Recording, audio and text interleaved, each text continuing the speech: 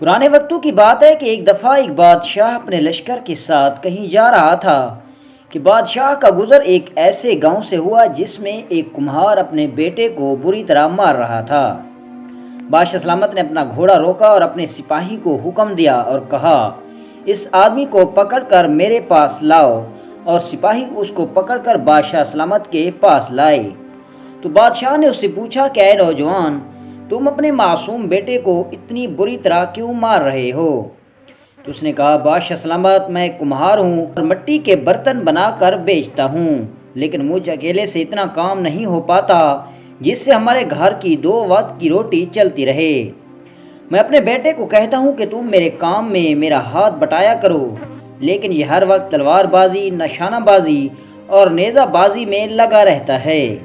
تو بادشاہ سلامت اس کے بیٹے کو ایک تلوار دی اور کہا کہ میرے ایک سپاہی کے ساتھ تلوار بازی کر کے دکھاؤ۔ اور جب اس نے اپنی مہارت پر تلوار بازی کر کے دکھائی تو دیکھ کر بادشاہ سلامت دنگ رہ گیا کہ چھوٹی سی عمر میں یہ لڑکا اتنی مہارت رکھتا ہے۔ بادشاہ سلامت سمجھ گیا کہ یہ لڑکا بڑا ہو کر بہت بڑا جنگجو بنے گا، اور پھر تھوڑی دیر سوچنے کے بعد بادشاہ سلامت نے اس کمہار سے مخاطب ہوا اور کہا، اگر میں تمہیں 1000 اشرفیاں دے دوں تو تم مجھے اپنا بیٹا میرے حوالے کر دو گے، اس کی پرورش میرے محل میں ہوگی، اور جب تمہارا دل چاہے تو مجھ سے آ کر مل لینا۔ اس آدمی نے 1000 اشرفیوں کے بارے میں سنا تو اس کے پیروں تلے زمین نکل گئی، اس نے کبھی 1000 اشرفیوں کو دیکھا بھی نہیں تھا۔ وہ بادشاہ کی شرط مان گیا اور بادشاہ سلامت نے اس کا بیٹا اس سے 1000 اشرفیوں کے بدلے میں خرید لیا۔ اس کے بعد بادشاہ سلامت اس کے بیٹے کو لے کر اپنے لشکر کے ساتھ لے گیا، اور چند ماہ بعد لشکر لوٹا تو وہ لڑکا بھی بادشاہ سلامت کے ساتھ تھا۔ اس لڑکے کی عمر اس وقت 15 سال تھی۔ بادشاہ سلامت نے ملکہ کو کہا کہ تم اس کی پرورش اپنے بیٹے کی طرح کرنا۔ اس کے بعد اس لڑکے کی پرورش ایک بادشاہ کے بیٹے کی طرح ہوتی رہی، اور اس کو بڑے بڑے ماہر اور جنگجوؤں نے ایسی تلوار بازی سکھا دی کہ محل میں اس جیسا کوئی بڑا جنگجو نہیں تھا، اور بادشاہ سلامت کے اندازہ کے مطابق اس نے بہت بڑی جنگوں میں دشمنوں کو شکست دے دی، اور بادشاہ سلامت بہت خوش تھا کہ شکر ہے کہ میں نے اسے خرید لیا، ورنہ یہ آج اتنا بڑا جنگجو نہ ہوتا بلکہ ایک کمہار ہوتا۔ بادشاہ سلامت کو اس سے اتنا لگاؤ تھا کہ وہ نوجوان بادشاہ سلامت کے ذاتی کام خود کرتا تھا۔ اس محل میں موجود کسی غلام یا کنیز کو یہ اجازت نہیں تھی کہ وہ بادشاہ سلامت کی کسی چیز کو ہاتھ لگائے۔ ایک دن بادشاہ سلامت اپنے کمرے میں بیٹھا ہوا تھا۔ بادشاہ سلامت نے اسے حکم دیا کہ محل کے خفیہ کمرے میں جا کر کچھ اہم دستاویز اٹھا کر لاؤ، اور وہ نوجوان بادشاہ سلامت کے حکم کے مطابق اس کمرے کی طرف بڑھ رہا تھا کہ گزرتے ہوئے ایک کمرے میں اسے عجیب و غریب آوازیں سنائی دیں۔ جب اس نے اندر جھانک کر دیکھا تو اس نے دیکھ کر اسے پیروں تلے زمین نکل گئی، کیونکہ اس کمرے میں ملکہ بادشاہ کے ایک وفادار اور سب سے قریبی وزیر کے ساتھ قابل اعتراض حالت میں موجود تھیں۔ وہ نوجوان شرم سے کمرے سے باہر آ گیا اور دل میں سوچا کہ اس بات کی خبر کسی کو نہیں ہونے دوں گا، اگر اس بات کی خبر بادشاہ تک پہنچی تو اسے بہت دکھ ہوگا۔ وہ اس کمرے میں گیا اور چند اہم دستاویز اٹھا کر بادشاہ کے پاس لے آیا۔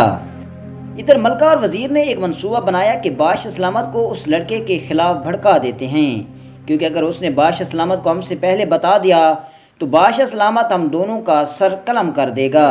اس کے بعد ملکہ بادشاہ سلامت کے کمرے میں آئی اور دیکھا کہ وہ نوجوان وہاں سے جا چکا تھا، تو بادشاہ سلامت کے پاس آئی اور عرض کی کہ بادشاہ سلامت، جب آپ نے اپنے منہ بلے بیٹے کو اس کمرے سے دستاویز اٹھانے کے لیے بھیجا تو اس کمرے کے پاس ایک خوبصورت لونڈی صفائی کر رہی تھی۔ اس نوجوان نے اس لڑکی کو چند اشرفیوں کا لالچ دے کر اسے کمرے میں لے گیا، اور جب وہ وہاں پہنچی تو وہ نوجوان اس کے ساتھ قابل اعتراض حالت میں موجود تھا۔ بادشاہ سلامت بڑا حیران ہوا کہ وہ نوجوان ایسا کام کیسے کر سکتا ہے، لیکن پھر ملکہ بھی قسم کھا کر بادشاہ سلامت کو وضاحت کر رہی تھی، اور پھر کہا، بادشاہ سلامت، اگر آپ کو مجھ پر یقین نہیں تو آپ اپنے سب سے قریبی وزیر کو بلا لیں، کیونکہ اس نوجوان اور اس لڑکی کو اس کمرے سے نکلتے ہوئے وزیر نے بھی اسے رنگے ہاتھوں پکڑ لیا تھا۔ وزیر نے بھی وہی بات کی۔ بادشاہ یہ سن کر بہت طیش میں آ گیا اور ملکہ اور وزیر کو کمرے سے جانے کا حکم دے دیا۔ بادشاہ سوچ کر بڑا پریشان ہو رہا تھا کہ میرا اتنا بہادر جنگجو ایسا کیسے کام کر سکتا ہے۔ پھر بادشاہ سلامت نے سوچا کہ اگر اس نے جرم کیا ہے تو اسے اس جرم کی ضرور سزا ملے گی، کیونکہ وہ بادشاہ بہت ہی با کردار انسان تھا۔ پھر بادشاہ سلامت نے سوچا کہ اگر میں نے اپنے منہ بولے بیٹے کو تمام رعایا کے سامنے سزا دی تو تمام رعایا میرے خلاف ہو جائے گی، کیونکہ رعایا جانتی ہے کہ میرا بیٹا ظاہری طور پر ایسا نہیں ہے۔ بادشاہ نے اپنے ہی بیٹے کو قتل کر ڈالا اور اس کے علاوہ ہمارے ملک کے دشمن بھی ہم پر حاوی ہو جائیں گے۔ پھر تھوڑی دیر سوچنے کے بعد بادشاہ سلامت نے اپنے محل کے سب سے بڑے جلاد کو بلایا اور کہا کہ اگلے ہفتے میں ایک بہت بڑا میلہ منعقد کرانے جا رہا ہوں، اور اس میلے میں ایک آدمی نے ایک خاص قسم کا تاج پہنے ہوئے ہوگا۔ جب وہ تاج اس کے سر پر دیکھنا تو ڈاکوؤں کی شکل میں آ کر اس نوجوان کی گردن کاٹ دینا، اور پھر میں تمہیں وہاں سے بھاگنے کے لیے تمہارے لیے آسانیاں پیدا کروا دوں گا۔ اس سے میری بدنامی بھی نہیں ہوگی اور ایک مجرم کو اس کے گناہ کی سزا بھی مل جائے گی۔ بادشاہ سلامت نے اپنے بہادر جنگجو کو ایک تاج تحفے میں دیا اور حکم دیا کہ اس کو میلے والے دن پہننا۔ میلے کی تیاریاں مکمل ہوئیں، میلے کا دن مقرر ہو گیا اور لوگ جشن منا رہے تھے۔ بادشاہ نے اس میلے کی حفاظت کے لیے صرف چند سپاہیوں کو تعینات کیا تاکہ جلاد اپنا کام آسانی سے کر سکے۔ بادشاہ اتاق میں بیٹھا اس بات کا انتظار کر رہا تھا کہ اس غدار جنگجو کا سر قلب کب ہوگا۔ چند لمحے گزرنے کے بعد سپاہیوں نے آ کر خبر دی کہ بادشاہ سلامت، ہمارے میلے میں چند ڈاکوؤں نے حملہ کر دیا، تو آپ کے خاص آدمی نے مزاحمت کی تو ان کو غصہ آیا اور انہوں نے ہمارے ایک خاص آدمی کو یرغمال بنا کر اس کی گردن کاٹ دی، اور پھر ہمارے بڑے جنگجو کی گردن پر تلوار رکھ کر وہاں سے فرار ہو گئے۔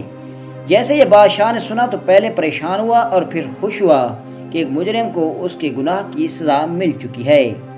لیکن جب بادشاہ سلامت اتاق سے باہر نکلا تو دیکھ کر بادشاہ سلامت کے پیروں تلے زمین نکل گئی، کیونکہ وہ بادشاہ کا بہادر جنگجو سامنے کھڑا دیکھ کر بادشاہ سلامت بہت بڑا پریشان ہوا اور اسے اپنے اتاق میں بلایا اور اس سے پوچھا کہ تاج میں نے تمہیں پہنایا تھا وہ تاج کہاں ہے؟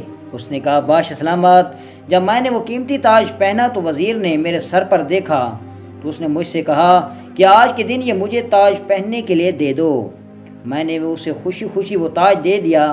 یہ سن کر بادشاہ بڑا حیران ہوا اور کہا کہ اس کی موت کس کو جا ملی، اور کہا، اے نوجوان، وہ تاج تمہاری پھانسی کا پھندا تھا لیکن تم نے کسی کے اور کے گلے میں ڈال دیا، لیکن میں اپنے ہاتھوں سے قتل کرنے سے پہلے تم سے ضرور پوچھوں گا کہ کیا واقعی تم ایک لڑکی کے ساتھ قابل اعتراض حالت میں پکڑا گیا تھا؟ نوجوان نے کہا، بادشاہ سلامت، میری گردن بھی کٹ جائے تو میں ایسا کام کرنے کے بارے میں سوچ بھی نہ لوں۔ آپ کو کس نے کہا ہے؟ تو بادشاہ سلامت نے کہا، میرے وزیر اور ملکہ نے مجھے بتایا ہے۔ تو اس نوجوان نے کہا، بادشاہ سلامت، ملکہ نے اپنا رازدار کو ختم کرنے کے لیے یہ سب کچھ کیا ہے۔